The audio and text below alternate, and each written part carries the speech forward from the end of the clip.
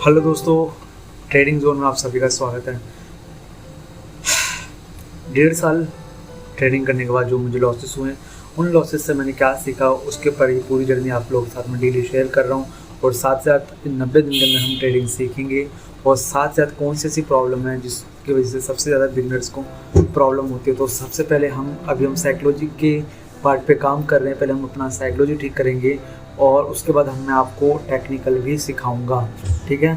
तो चैनल पे ना तो चैनल को सब्सक्राइब कर दो। अगर आपको भी सीरियस होकर एक प्रॉफिटेबल ट्रेडर बनना है तो इस जर्नी के साथ जुड़ जाओ। आज बात करने वाला हूँ दोस्तों मैं इमोशनल कंट्रोल। सबसे बड़ी जो प्रॉब्लम आती है, इमोशनल कंट्रोल क्या होता है और ये ट्रेडिंग में कैसे आपकी पूरे कैपिटल को खा जाता है। दोस्तों, इमोशनल कंट्रोल का मतलब ये होता है कि आप जो ट्रेड लेते हो उसको बिना इमोशन के आपको लेना पड़ेगा।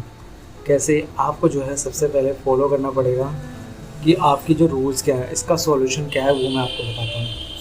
दोस्तों, इमोशन कंट्रोल का मतलब ये होता है जैसे आप पूरी तरह से एक रोबोट बन चुके हो। अगर आप रोबोट बन के काम करोगे ट्रेडिंग में, तभी आप एक प्रॉपर तरीके से फॉलो कर सकते हो अपने रूल्स के साथ। इमोशन कंट्रोल का मतलब ये हो गया कि आपने जो रूल्स बनाए हैं उसको प्रॉपर उसी तरीके से इस्तेमाल करना। अगर आप उस तरीके से यूज़ नहीं करोगे तो आप अपने इमोशन को कभी भी कंट्रोल नहीं कर पाओगे।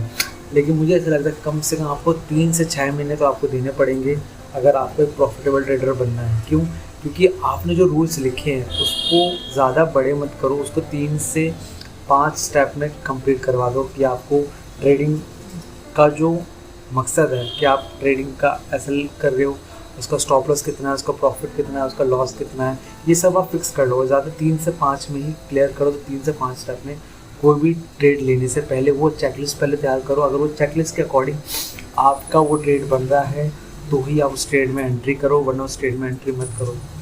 प्रॉब्लम क्या होती है ना कि हमारे अंदर आ जाता है लालच आ जाता है, या फिर अगर हम उसमें हार जाते हैं। जैसे मैंने लास्ट क्लास में आपको सिखाया था, लास्ट एपिसोड में, कि हम ना रिवेंज ट्रेडिंग बहुत करते हैं। हमारे साथ प्रॉब्लम होती है कि अगर हमारा लॉस होता है तो हम सोचते हैं एक ही दिन में उसको रिकवर कर लेंगे, और रिकवर के चक्कर में कंटिन्यूसली ट्रेड लेते चले जाते हैं, जिस वजह से हमें जो है प्रॉब्लम होती है। हमें वो काम नहीं करना।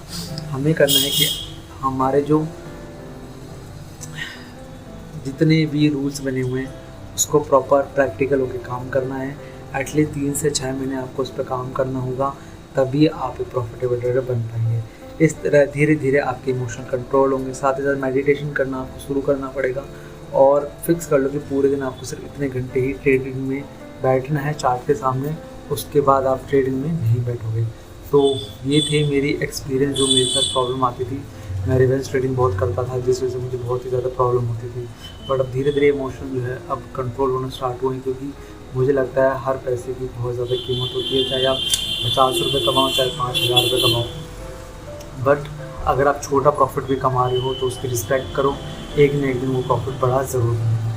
तब तक के लिए मुझे सब्सक्राइब कर दो। और बहुत ही जल्दी मैं टेक्निकल जो है इस चैनल पर लेकर आने वाला हूँ। लेकिन मैं चाहता हूँ पहले हम अपना साइकोलॉजी ठीक करें, क्योंकि 70 से 80% साइकोलॉजी है एक प्रॉफिटेबल ट्रेडर बनने में, ठीक है। पर हाँ, कमेंट करके बताना क्या आप इमोशनल हो बहुत ज़्यादा। 10 में से अपने आप को कितने नंबर पे जज करते हो कि आपका इमोशनल लेवल क्या है। पहले मेरा 10/10 था, अब जाके 4-5 के आसपास आ चुका है। आपका स्कोर क्या है मुझे कमेंट करके बताओ, ठीक है।